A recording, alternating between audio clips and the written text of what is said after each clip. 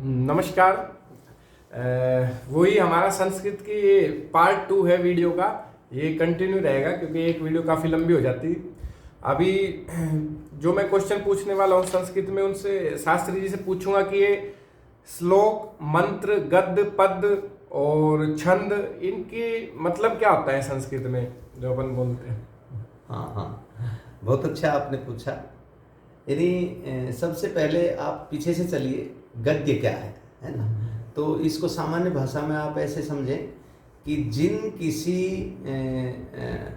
संस्कृत के जो हमारे जो वार्तालाप में यदि कहीं कोई अंग्रेजी में जिसको ऐसे बोलते हैं या जिसको हम पहरा बोलते हैं, पहरे हों, या यूँ कहिए कि हम सामान्य समझाने के लिए कहेंगे कि कोई लेख हो बड़ा, या कोई प्रस्ताव हो, या कोई पाठ हो, बड़े बड़े जो पैसेज हैं, पहरे हैं, वो सारे कहलाते हैं गद्य। उनको गद्य कहते हैं।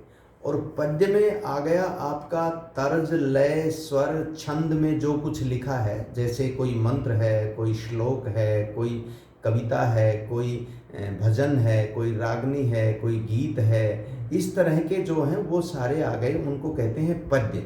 अब रहा गद्यांश और पद्यांश, उसका एक छोटा हिस्सा अंश कहलाता है। कोई कविता है, उसका एक छोटा हिस्सा ले लिया, उसको अंश बोलेंगे, तो वो हो गया पद्यांश, गद्यांश। दोनों स्पष्ट हो गया। इसके बाद आपने पूछा कि श्लोक क्या है। हाँ, बड़ा अच्छा आपने प्रश्न किया है। और दूसरा आपने पूछा मंत्र क्या है।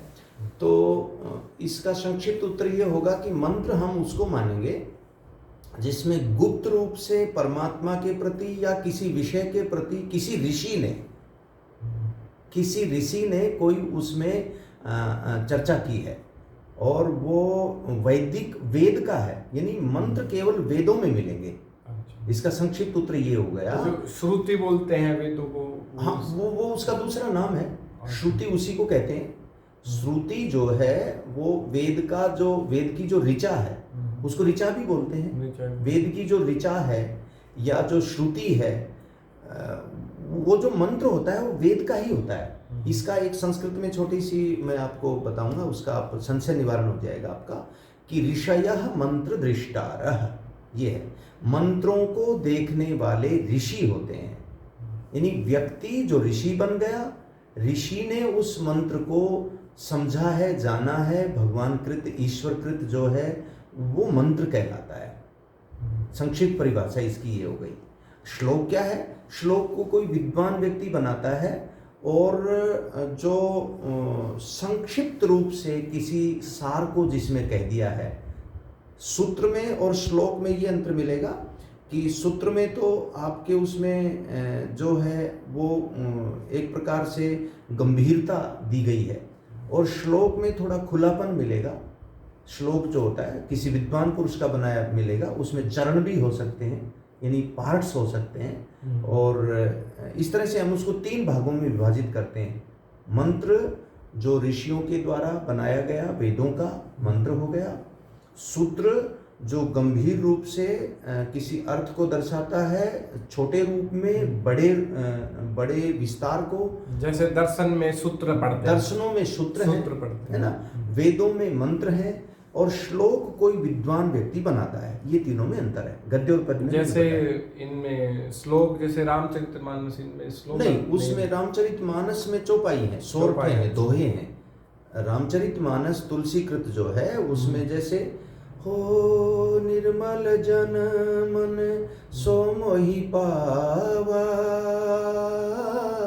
मोहि छल छिद्र कपट नहीं भावा, ये चौपाई है ना। फिर उसमें सोरठा भी होता है, दोहा भी होता है जी।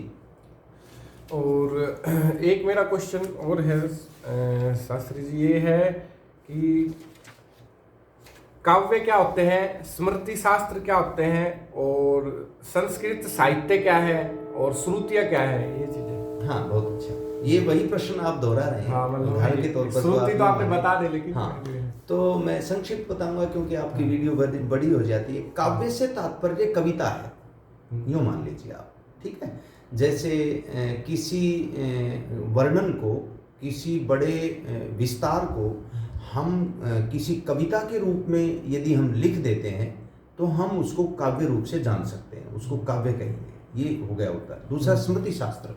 स्मृति शास्त्र से तात्पर्य है कि ऐसे हमारे वैदिक ग्रंथ जो पुराने, जैसे मनुस्मृति है ना, वो यानी स्मृतियाँ जो हमारे ऋषिकृत ग्रंथों की जो यादें हैं, जो स्मृतियाँ हैं, जो यादगार हैं, जो ग्रंथ हैं, वो स्मृतियाँ हैं हमारी, है ना।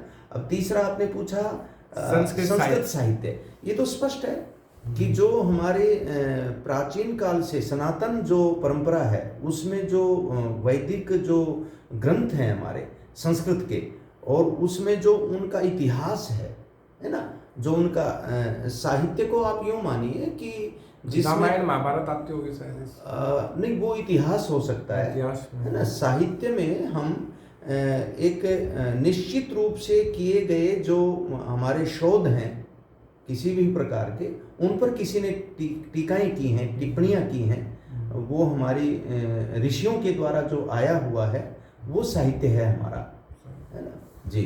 और श्रुति तो आपने बताया कि वेद को ही श्रुति बोलते हैं। जी।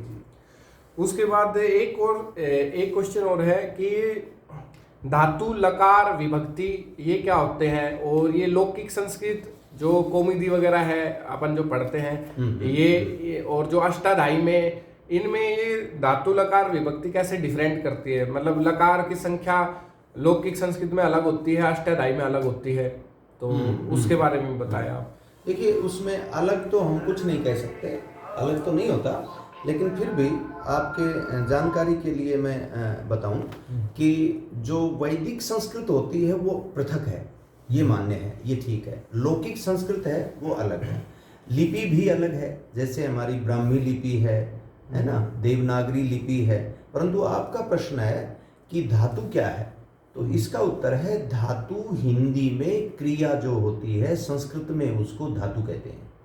ऐसे we can say verb, just like अंग्रेजी में जैसे वर्ब है, जैसे नहाना स्ना, खाना खाद, खाद धातु है, नहाना क्रिया है, और आपके बाथ जैसे स्नान करना ये वर्ब है।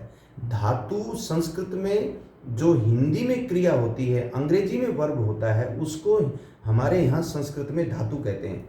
पढ़ना पठ, पढ़ना क्रिया, पठ धातु, और रीड, उधर रीड हो गया, ये हो गया।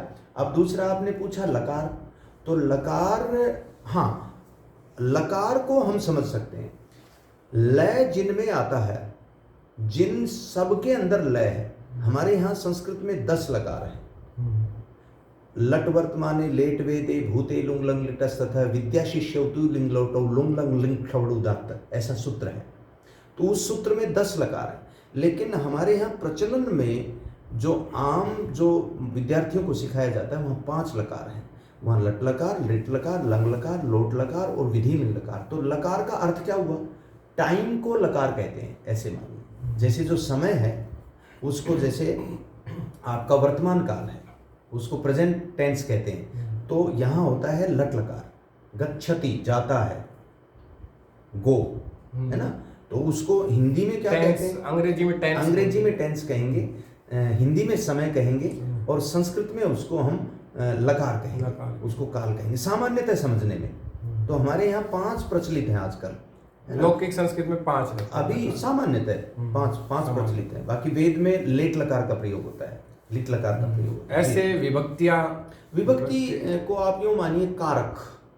हमारे यहाँ जैसे जो चिन्ह होते हैं, जिन चिन्हों को से शब्दों को जोड़ा जाता है, जैसे ने, राम रावण को मारा, उसमें ने जोड़ दिए, राम ने रावण को मारा। ये जो चिन्ह है, जैसे द्वारा से के द्वारा, तो इनको हमारे वहाँ कारक कहते हैं। कारक मतलब किसी भाषा को बोलने में उसके अंदर प्रयोग किए जाने वाले वे चिन्ह जो उसको पूरा करते हैं, जैसे ने, को, से के द्वारा, को के लिए, से अलग होना, ये जो शब्द हैं इनको हम विभक्ति कहते हैं। इनको कारक भी कह सकते हैं। इनका एक बहुत अच्छा सूत्र है, कर्ता कर्म च करणं च संप्रदानम तथैव च अपदानाधिकरणं च इत्याहु कारकाणि षट्। हमने ऐसे सीखा ये क्योंकि संस्कृत में गुरुकुल में सीखने का ये फायदा है। कर्ता जो है, अच्छा फिर इसमें सूत्र भी है, अष्टाध्यायी का सूत्र है, स्वतंत्र कर्ता, काम करने वाला स्वतंत्र होता है, उसको उसमें प्रथमा विभक्ति होती है ना, कर्मणि द्वितीया, ये भी सूत्र है, अष्टाध्यायी का सूत्र है, कर्म में द्वितीय विभक्ति का प्रयोग होता है, बड़ा इजी हो जाता है। अष्टाध्यायी सीखने से आपको संस्कृत बड़ी आसान हो जाती है। पर ये ऐसा है ना कि आजकल स्कूलों में अष्टाध्यायी कम पढ़ाते हैं, लौकिक संस्कृत ज्यादा पढ़ाते हैं। नहीं, हम उसमें बीच में मजा ले लेते हैं, बच्चों को छोड़ देते हैं सुर्रा, और बच्चे फिर उसमें इंटरेस्ट लेने लगते हैं, बच्चे हमारे साथ संस्कृत बोलने लगते हैं जी। जबकि ऐसा है कि जो गुरुकुल है वही मेनली आर्ट्स संस्कृत को बचाए हुए हैं। और भी मैं आपसे पूछना चाहूंगा कि ऐसी कौन कौन सी संस्थाएं हैं जहाँ पे आर्ट संस्कृत पढ़ाई जाती है पूरे अपने इंडिया में, भारत में कौन कौन? हाँ, ये प्रश्न आपका बड़ा अच्छा प्रश्न है। पहले तो ये समझना होगा कि अपने क्षेत्र में कौन सी ऐसी संस्था है। तो अपने यहाँ क्षेत्रीय जो संस्थाएं हैं उनमें गुरुकुल झज्जर बहुत पुराना गुरुकुल है। वहाँ पूज्य स्वामी ओमानंद सरस्वती महाराज ने बड़ा तप किया, अभी वर्तमान में पूज्य आचार्य विजयपाल जी वहाँ संभालते हैं। वहाँ आर्ष पाठ विधि पढ़ाई जाती है। और अपने ही यहाँ नज़दीक एक थोड़ा उत्तर प्रदेश साइड आप जाओगे तो चोटीपुरा गुरुकुल है, वहाँ छात्राओं की बड़ी अच्छी व्यवस्था है आर्ष पाठ विधि में। प्रभात आश्रम नाम से भी एक बहुत अच्छी जगह है। ऐसे ही पूज्य स्वामी ओमानंद जी का दिल्ली के पास नरेला जो है वो बहुत अच्छा, अपने इर्द गिर्द जो मैं बताता हूँ भारती की तो जगह जगह बहुत, इसमें बड़ा योगदान जो हमारे वैदिक लोग हैं, जो हमारे आर्य लोग हैं, आर्य समाज जो है उसका बड़ा योगदान है। हमें आभारी होना चाहिए और मूल में आना फिर भी हमें वहीं पड़ेगा। देखिए, व्यक्ति चाहे कितना ही बड़ा हो जाए, क्या आप जानते हैं पराविद्या के पढ़ने से जो हमें सुख चैन नहीं मिलता या मिलता है, और जो अपराविद्या के पढ़ने से जो नहीं मिलता या मिलता है, उसमें जब तुलना करना चलेंगे तो कितने ही लोग बहुत सारी शिक्षा पीएचडी करके डीलिट करके फांसी खाने चलते हैं, लेकिन एक सामान्य व्यक्ति जो गुरुकुल में पढ़ा हुआ है उसने धैर्य, क्षमा, सत्य, अक्रोध, जितेंद्रियता इतनी सीख ली है कि वो कभी भी हारता नहीं हिम्मत। इसलिए हमें जो पराविद्या है वो गुरुकुलों से ही मिल सकती है। और भारत देश का ये दुर्भाग्य रहा कि अब तो खैर मैं आभारी हूँ सरकार का भी और सबका कि काफ़ी प्रयास ऐसा हो रखा है, तो हमें गुरुकुलों की स्थापना फिर से करनी पड़ेगी। यदि हम नहीं कर पा रहे तो आप और जैसे हम संवाद कर रहे हैं, थोड़ा थोड़ा बच्चों को संस्कृत सिखाएं। संस्कृत जड़ है हमारी, मूल है। तो संस्कृत बचाने के लिए शास्त्री जी ने बताया कि जैसे गुरुकुल को तो बढ़ावा दे ही दे, ये एक पहला पॉइंट हो गया। और दूसरा पॉइंट मेरा मानना ये है कि एक बड़े घर में कम से कम एक संस्कृत का विद्वान जरूर हो। और पराविद्या जो बताई इन्होंने, अपराविद्या, पराविद्या मतलब ये है जिसमें आध्यात्मिक ज्ञान होता है, ईश्वरीय ज्ञान होता है, और जिसमें आत्मिक ज्ञान होता है। और अपराविद्या जो हम लोग पढ़ते हैं, फिजिक्स, मैथमेटिक्स, ये जो आ गई, ये सब अपराविद्या में आ गया। अपराविद्या से मतलब जिससे घर बनाए जा सकते हैं, वस्त्र सिले जा सकते हैं, भोजन बनाया जा सकता है। लेकिन पराविद्या जिससे धैर्य को कैसे करें, क्षमा को कैसे जीवित रखें, सत्य को कैसे करें, और जितेंद्रियता कैसे रखें, क्रोध कैसे जीतें, संयम को कैसे रखें, ये जरूरी है या वो जरूरी है? जरूरी दोनों है, लेकिन सबसे ज्यादा जरूरी है जीवन निर्माण के लिए क्षमा, धैर्य, सत्य, अक्रोध आदि, तो वो सब पराविद्या में मिलेगा। तो गुरुकुल की संख्या इस टाइम लगभग 120-130 के लगभग है आसपास। एग्जैक्ट तो मेरे को नहीं पता, लेकिन इतने गुरुकुल चल रहे हैं भारत में। और दर्शन योग महाविद्यालय के बारे में भी आप बताएं। और साउथ इंडिया में भी शायद आंध्र प्रदेश में होते हैं, काफी संस्कृत पढ़ाते हैं। और साउथ इंडियंस के जो पंडित है, जो संस्कृत के विद्वान थे, हमको उनका बहुत बहुत धन्यवाद करना चाहिए, क्योंकि उन्होंने हमारे वेदों के मंत्रों को बहुत अच्छे से मतलब उनको ऐसा रटाया गया था कि वेदों के मंत्रों में एक छोटी सी भी त्रुटि नहीं आई। और उनको 13 तरीके से एक मंत्र को बार बार रटवाया गया, तो ताकि कोई गलतियां ना हो वेद मंत्रों में। और इसीलिए वेद लुप्त नहीं हुए अभी तक हमारे पास है। और अब मैं एक क्वेश्चन और पूछूंगा कि आजकल कोर्सेज में क्या क्या पढ़ाते हैं? जैसे कोई बीए करता है संस्कृत में, या एमए करता है संस्कृत में, या पीएचडी करता है, तो उनमें सब्जेक्ट क्या रहते हैं? और कैसे, जैसे +2 तक तो चलो बच्चे ने संस्कृत ले ली, पढ़ लिया 10 तक, +2 तक, आगे BA MA उनके पास क्या क्या विकल्प आ जाते हैं और कोर्सेज क्या क्या, इसके बारे में आप थोड़ा सा बताएंगे। हाँ, संक्षिप्त इसमें यह है कि आजकल जो विश्वविद्यालय हैं उन्होंने आर्ट्स और अनार्ट्स को अलग करके भी देखा है, और उसमें जो कक्षाएं हैं उनमें उन्होंने जैसे पूर्व मध्यमा, उत्तर मध्यमा, प्राज्ञ, विशारद, शास्त्री ऐसे करके संस्कृत की फैकल्टी अलग बना दी है, और उसकी परीक्षाएं भी अलग होती हैं, और उसको सब जगह मान्यता है। जैसे हम हैं, तो ये सर जो डिग्री आप बता रहे हो शास्त्री है, और वो जस्ट लाइक BA है, वो शास्त्री जस्ट लाइक BA है। और भी बताया ना आपने, पूर्व मध्यमा, उत्तर मध्यमा और प्राज्ञ, विशारद और शास्त्री, फिर ये सब BA की डिग्री है। ये हाँ, शिक्षा शास्त्री नहीं, BA की नहीं है, 8वीं 9वीं पूर्व मध्यमा, उत्तर मध्यमा, प्राज्ञ, विशारद, विशारद +1 +2, विशारद प्रथम खंड, विशारद द्वितीय खंड +1 +2, शास्त्री प्रथम खंड BA फर्स्ट ईयर, शास्त्री द्वितीय खंड BA second year, Shastri final BA final, और फिर शिक्षा शास्त्री B.Ed, और फिर आचार्य MA प्रीवियस, आचार्य फाइनल MA फाइनल। उसके पश्चात फिर हमारी अलग से चल जाती है, विद्या रत्न है, या जैसे विद्या वाचस्पति है, PhD, इस तरह से। तो ये हमारी कक्षाएं, लेकिन आजकल तो ऑप्शनल लेकर के भी विद्यार्थी आराम से संस्कृत के प्रवाह में शामिल हो सकता है। तो विश्वविद्यालयों ने बहुत व्यवस्था दी है, अब संस्कृत लेनी चाहिए। नई शिक्षा नीति में तो ये भी आ गया कि +1 +2 वाले बच्चे 5 अपने मनपसंद सब्जेक्ट ले सकते हैं। हाँ। अब जैसे मैं हूँ, मेरे को इंटरेस्ट था बायोलॉजी में, मैं डॉक्टर बना, और मेरा इंटरेस्ट संस्कृत में भी है, तो मैं संस्कृत भी ले सकता हूँ। तो ये जो नई शिक्षा नीति आई है काफी फायदेमंद है, कहाँ से मेरे टाइम में होती है। मैं दर्शकों को निवेदन करूंगा कि डॉक्टर विक्रांत जो हैं, आप MBBS MS हैं और बहुत अच्छे परिवार से हैं, और डॉक्टर विक्रांत बाबू जो हैं ये संस्कृत में इतनी रुचि लेते हैं गहरी, मैं खुद इनसे प्रभावित हूँ, और ये पता नहीं क्यों भगवान ने इनको विशेष प्रेरणा दी। असल में तो माता पिता के संस्कार हैं। इनकी माँ जो हैं वो सेवानिवृत्त मुख्य अध्यापिका हैं, और भाई साहब जो हैं वो संस्कृत में, इनके दादाजी जो थे वो भी आर्य समाज से बड़े प्रभावित थे, और बेटी जो इनकी बहन जो हैं मीनाक्षी, वो मेरे पास पढ़ती थी चरक संहिता। तो डॉक्टर विक्रांत बहुत ही मतलब जिज्ञासु प्रकृति के धनी हैं। परमात्मा कृपा रखें कि इनका ये इसी तरह से आगे बढ़ता रहे क्रम। मुझे बहुत अच्छा लगा आज आपके साथ मिलकर के, धन्यवाद। और एक लास्ट क्वेश्चन बस अंतिम, की वैदिक संस्कृत के बारे में भी थोड़ा सा बताएं, ये कैसे डिफरेंस है इसमें, नॉर्मल जो संस्कृत अपन पढ़ते हैं अष्टाध्यायी वाली, और ये इससे मतलब लौकिक संस्कृत से कैसे अलग है वैदिक संस्कृत? हाँ, उसमें जो आपने जो अभी सुना कि लकार जैसे जो वेद की जो भाषा है उसको जब भाष्य करते हैं, जैसे आप समझते हैं कि महर्षि दयानंद ने उसका भाष्य किया है, और उधर आपके जो अंग्रेजों में अगर आप मैक्स मूलर को देखें, उन्होंने साइंड ने किया है।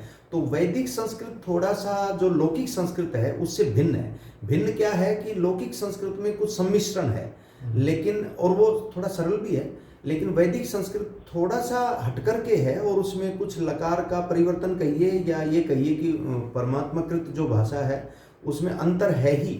उस अंतर को समझने के लिए आपको अष्टाध्यायी पढ़नी पड़ेगी तब समझ में आएगा आपको। बिल्कुल बिल्कुल बिल्कुल जी जी। और ये जो एक एक शब्द का जो अलग अलग मीनिंग होता है, इसके बारे में भी आप थोड़ा बताएं। जैसे कि मेरा नाम विक्रांत है, इसमें वी का मतलब अलग है, क्रा का मतलब अलग, न अंत का मतलब अलग, ऐसा कुछ मतलब इसमें भी रहता है क्या संस्कृत में? हाँ, इसका संक्षिप्त उत्तर ये होगा कि प्रत्येक शब्द का अर्थ अलग है।